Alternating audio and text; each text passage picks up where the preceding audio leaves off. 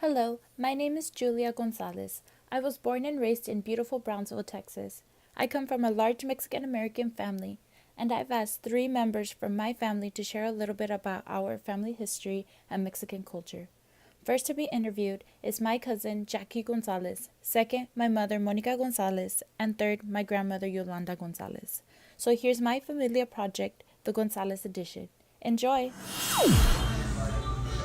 Can you talk about a typical Mexican gathering, such as birthday parties or holidays or just any kind of gathering? Yeah, I remember when we were little, we had a lot of gatherings. I mean, we did barbecues for nothing. Every Sunday, maybe every weekend, every Saturday, we all got together at my grandma's house and we just had it was like a party, and we were all just there together. All our cousins, our aunts, our uncles were there, and we got together just for nothing, like just to hang out. Our dads were usually outside barbecuing, drinking, like what person doesn't, parents don't drink. They were outside having a good time.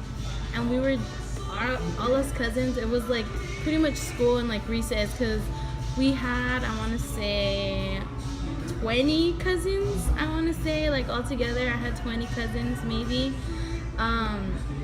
We had about 5 uncles, no, probably more, 3 aunts and 5 uncles, and all those kids. It was like a big party, so it was a party all around every time we got together. Now that we're older, we still get together. I mean, not as much as we used to, but we still get together, and it's so fun because we're all around the same ages, and I don't know, like I said, we're very family oriented, so it kind of just brought us all together, I guess, as a family better. Can you share a story about your ancestors that your mom, dad, grandmother, or grandfather has shared with you and has stuck with you for a long while? There's always been, your parents always tell you those funny stories that happened to them when they were younger. My grandparents, I don't really know so much about like their kind of stories, but I do know a couple from my parents. I mean, there was this one time my dad told me that when he was in school, in Cummings Middle School, because he went to Cummings, there was this one time where one of his brothers got in a fight, and he was the type of brother that got in a fight and then like ran off to ask for help from his friends. So he got in a fight, and it was so funny because he initiated the fight, and my dad, as you know, the big brother, came in and protected him. And so my dad was beating him up, and then at that time they had their younger sister. I think she was in 6th grade, and then my dad's brother was 7th grade, and then my dad, I think it was in 8th or something like that. And my dad told my aunt, grab your books, hit one of the guys really, really hard in the head, and then you run home. So my aunt, being, so obedient, she grabbed one of her hardest textbooks and she rammed it in this guy. Like, she hit it and then she left the book and she ran. Like, she just ran all the way home. And then my uncle and my dad, they got her books because they didn't want her to get in trouble once they were done fighting, and they just ran back home, and then that was it. Like, that was the norm for them, getting in fights after school, going home, eating, and then going to sleep. Oh, and you can't forget, my grandpa was very hard. He's the type of grandparents that he's funny. You had to, if you got into trouble, he was gonna punish you. So when they got home and they were all beat up and stuff, that someone was gonna get a beating aside from getting the beating in the fight, you were gonna get a beating from your grandparent or your grandpa. So when they got home, they laid under their covers, hoping that my grandpa wouldn't go in and whoop them. But no, he would always go home and whoop them after. And so they hid under the covers, and they lived in a small house, and I think there was only one bedroom for everybody, and then some slept in the living room. But I remember my dad telling me that when my grandpa got home and he heard that they got in a fight, he would grab his belt and just start whipping everybody, because they were covered, so they didn't know. So everyone got a whipping. Everybody in the room got a whipping until everyone in the room started crying and they uncovered themselves. I thought that was funny. But that was just my dad's side, and he was more of the like towards the Mexican culture, like the low income kind of family. And my mom, on the other hand, she was born and raised in Port Isabel, but when she was coming to high school, she moved over here to Brownsville, and she went to a private school. She went to what was her private school? St. Mary's, I think. I don't remember exactly what private school she went to in ninth grade, but it's the same thing. Like I guess you can say like the culture is there. It was just one was more modern than the other. Like my grandpa was my mom's dad was a shrimper, and he had a lot of properties in Brownsville and in Port Isabel, so they had a little bit more money than what my dad had, and so that was the advantage they had. But my mom, like, she tells me that her grandma and her grandpa were I lost my train of thought. But yeah, my grandma, she would always like the same thing. Like if they got into trouble, my grandma would hit them. When they, it's like that's like a norm for Mexicans. Like not just Mexicans. I'm pretty sure other people do it too. But I mean, you never go unpunished, pretty much. There's always a punishment for everything. Yeah. What was your home life when you were a child? My home life was pretty normal, but our grandma did live with us, so we did spend a lot of time with our grandma. I remember that when my parents would go out, they would go out with their other friends or go dancing, and we would stay with my grandmother would take care of me and my brother. And we would get all excited because when my mom didn't really let us have a lot of sweet stuff. So when my parents would leave, my grandmother would pull out the flour and the eggs, and she would make us Mexican cornbread. But it was like a sweet kind of cornbread. It was really, really good. And so we would get all excited when they were going to go out because I meant grandma was going to make us the bread. And then she would tell us not to say anything. And I don't even remember if she would save any or she would just make us a little batch. I really don't remember, but I just remember that she would make that special bread when my parents would leave.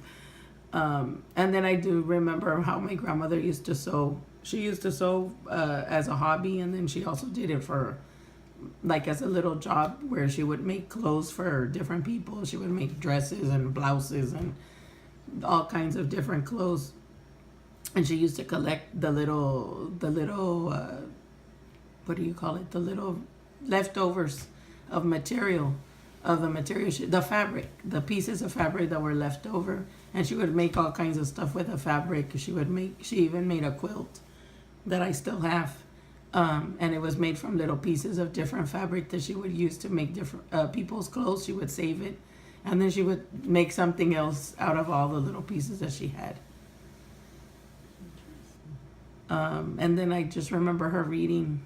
My grandmother would read to me a lot from the Bible or from the books that she had at church. And I remember that I didn't really like sitting down to read, but I was able to read in Spanish because she would make me sit down. Well, she didn't know English, so she would make me sit down and listen to her or read with her. So I was forced to read in Spanish, and so that helped me pick up my Spanish and be able to learn to read in Spanish as well. Do you have any siblings, and if so, what was it like growing up with them? Well, I only have one brother. I don't have any sisters, and it was just me and my brother.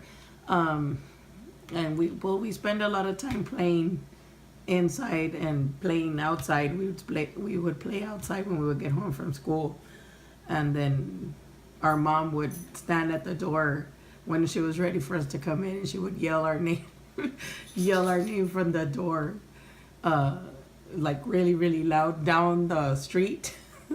She would call us and we'd run in, but we would play outside for a long time. We would ride bikes and play kickball and walk around on the street and play in the yard. And since he was he was my brother and I didn't have any sisters, so sometimes I know he didn't like it and he probably doesn't even remember anymore, but I would even dress him up. I remember dressing him up and he would let me because he was still little, he didn't know. So I would dress him up in my clothes and he, like I said, he probably doesn't remember anymore because he was probably still like younger than 5 years old, but we would play that, and then I know he liked to play with his little cars, and I would play with my Barbies. But sometimes after school, since there was only one TV, and there was a very limited amount of cartoon shows on TV, we would fight over who would get to watch what shows, because there was only one television to watch shows from, and then the amount of time, there was only like from like 3 to 5 o'clock they would show cartoons, not like now that you have like I don't know how many channels that you can watch them. At that time it was only like 1 or 2 channels, so I remember fighting over what shows we would get to watch. He used to like watching Inspector Gadget, so I would have to let him watch that, and then there was some that we would get to watch together. What else? And you mentioned that you traveled back and forth. My grandparents used to travel a lot to Mexico, some part in Mexico, and all their children were born on this side, but a certain amount of time they would spend it here, and then they would go across and spend a certain amount over there. So none of the kids went to school here. Like my mom didn't know how to speak English because she never went to school. She went to school in Mexico, but not here. And half of them, even though they were born on this side, half of them stayed in Mexico because they didn't want to come into the United States. And once they got older, did they stay in Mexico or did they start moving over here? The only ones that stayed in Mexico were two of the, well, I had an uncle and an aunt that stayed in Mexico, and they never wanted to come over here, and the rest of them lived here. Oh, and some lived in LA. And how many children were there in total? Okay, my grandfather, when he married my grandma, he was a widow because his wife had passed away. So with his first wife, he had like 6 or 7. And then with my grandma, he only had like 4. No, I lied. 2 boys, 2 girls, and no, 4 and 2 boys. And they all have passed away except one of my older uncle, which is he's running into the 90. He's already 90-some years old. Okay. I know that one time, I believe you told me this, but what that great grandma cat that her father rode with Pancho Villa. No, it was my grandma. My grandma. Your grandma rode with. My grandma. Oh, literally on the horse. Okay. With on the Pancho horse. Villas. Yeah, you know, when because he used to travel from town to town. So she was with him in that horse, riding. Yeah, I don't know where they were going, but this is a true story. well, so that's what my mom used to say. Aw. Can you talk about your pride of your culture? My pride. My pride is that the Hispanics or the Mexican American, it's a family that is so united. You know, I mean, we're so united. It's like if I know you've seen this before, where a son gets married and goes and lives with the parents. You know, the other son gets married and they're all together, or the parents buy acres and they place a house for each son or each daughter that gets married so they can be together. So we are so united, and I'm so proud of being a Hispanic. Thank you for watching, and I would like to give a special thank you to my family members who participated in this video. Hope you enjoyed the Gonzalez edition.